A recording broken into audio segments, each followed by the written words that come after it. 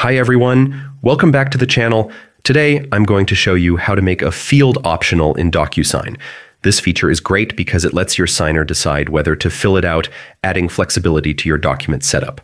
Start by heading over to the Docusign website.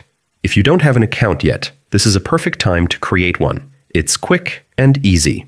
Otherwise, log in using your credentials. Once logged in, go to Templates and select the template you want to work with. These templates save time if you often send similar documents.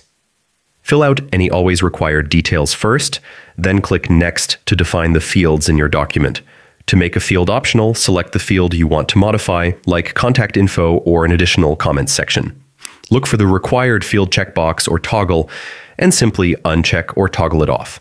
This marks the field as optional. Some fields may also have a select at least option, letting you set flexibility across multiple fields, and that's it.